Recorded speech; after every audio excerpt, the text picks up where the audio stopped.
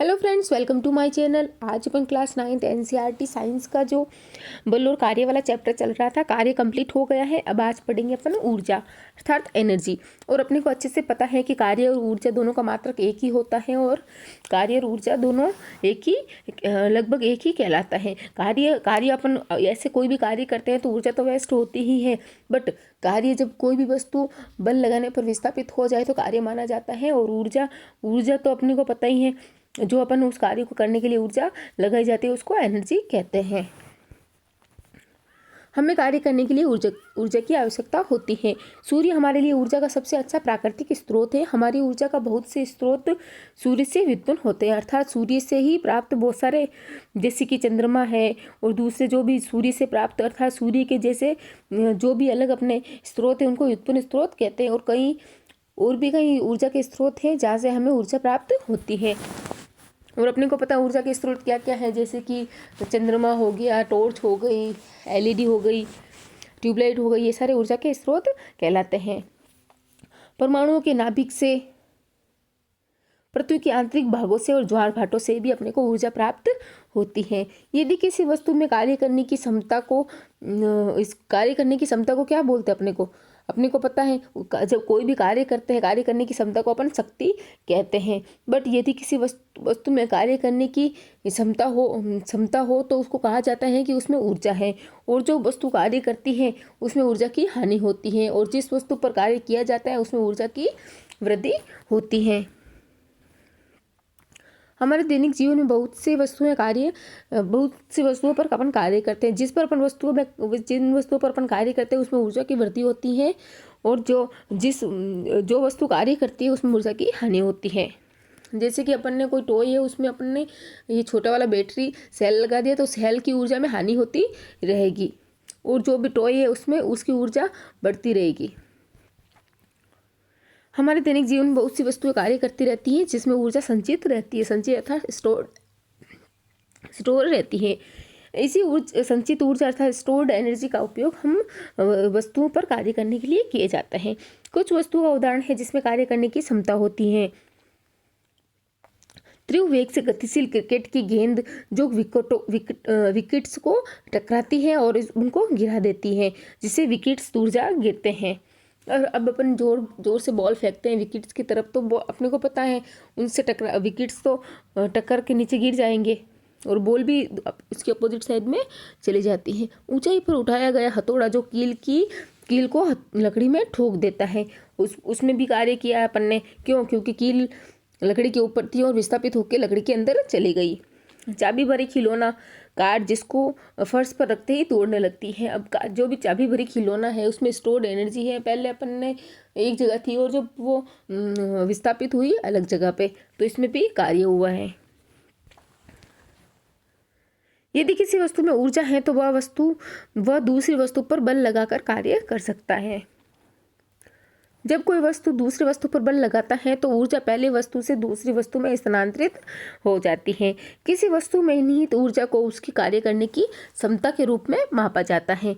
इसीलिए ऊर्जा का मात्रक जूल कहलाता है, जो कार्य का भी मात्रक होता है।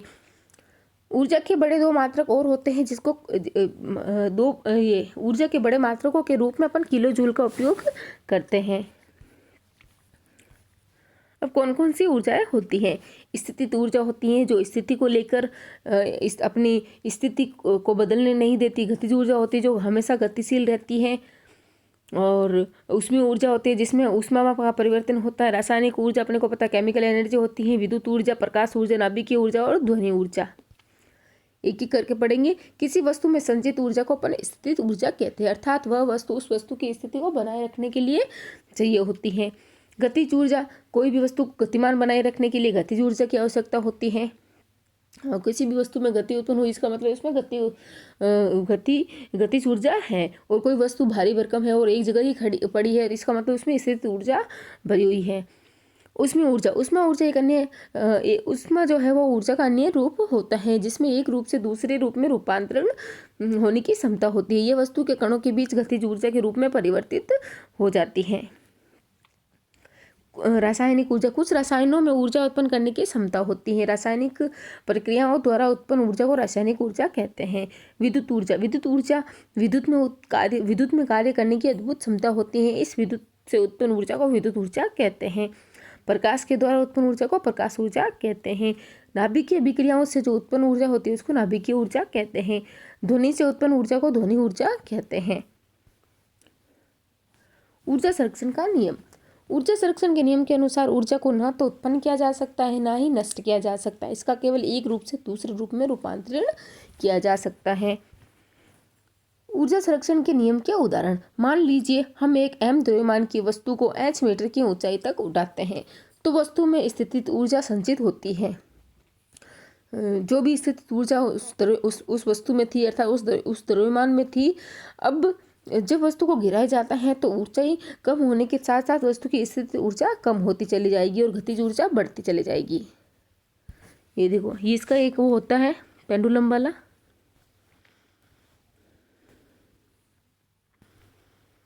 ये h हो गई। अब यहाँ पे जो होती है इसकी गतिज ऊर्जा मैक्सिमम होता है और इधर होगी स्थितिज ऊर्जा मैक्सिमम। इधर होगी मैक्सिमम, इधर गतिज ऊर्जा। इधर अगर आया इसका मतलब गतिज ऊर्जा मैक्सिमम है, इधर अगर आई वस्तु तो उसकी स्थितिज ऊर्जा मैक्सिमम होती है। और जहाँ पर स्थितिज ऊर्जा मैक्सिमम है इसका मतलब गतिज ऊर्जा यहाँ पे क्या हो गई, जीरो। यहाँ पे स्थितिज ऊर्जा हो गई जीरो। ठीक है। जब अपन मान लीजिए जब हम m द्रव्यमान की वस्तु को ऊंचाई की ओर उठाते हैं तो देखो ये रही ऊंचाई की ओर अपन इधर लेके जा रहे हैं ऊंचा, तो स्थितिज ऊर्जा उसमें भरपूर है। और जब अपन ऊपर से नीचे फेंक रहे हैं तो क्या होता है, उसमें धीरे धीरे स्थितिज ऊर्जा तो कम होती जाती है बट गतिज ऊर्जा बढ़ती जाती है। क्यों, अपन ऊपर से नीचे आ रहे हैं, इधर आ रहे हैं नीचे की तरफ, यहाँ पे गतिज ऊर्जा मैक्सिमम होती है। और जब हम धरती पर पहुंच जाते हैं तो उसमें यहाँ पे देखो स्थितिज ऊर्जा कम जीरो होती है, गतिज ऊर्जा तो मैक्सिमम और स्थितिज ऊर्जा जीरो होती है धरती पर। और ऊंचाई पे स्थितिज ऊर्जा मैक्सिमम और गतिज ऊर्जा जीरो होती है। मान लीजिए हम m द्रव्यमान की वस्तु को h मीटर की ऊंचाई पर उठाते हैं तो वस्तु की मैक्सिमम होगी स्थितिज ऊर्जा। जब अब हम वस्तु को गिराते हैं तो ऊंचाई से नीचे की ओर जमीन की ओर आते हैं तो उसकी गतिज ऊर्जा बढ़ती जाती है और स्थितिज ऊर्जा कम होती जाती है। अभी मैंने आपको पेंडुलम वाले डायग्राम से बताया था।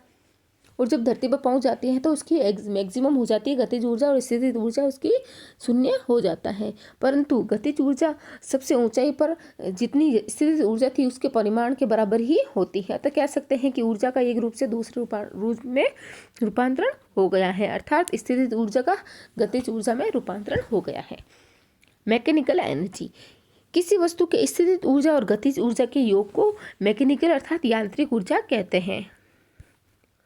अभी जो यांत्रिक ऊर्जा होती है फिक्स रहती है, अर्थात 50-50 दोनों % ले लो, 70-30% ले लो, ये 30-70% ले लो, अर्थात दोनों मिला के 100% ही रहेगी। शक्ति, कार्य करने की दर को शक्ति कहते हैं या फिर ऊर्जा रूपांतरण की दर को शक्ति कहते हैं।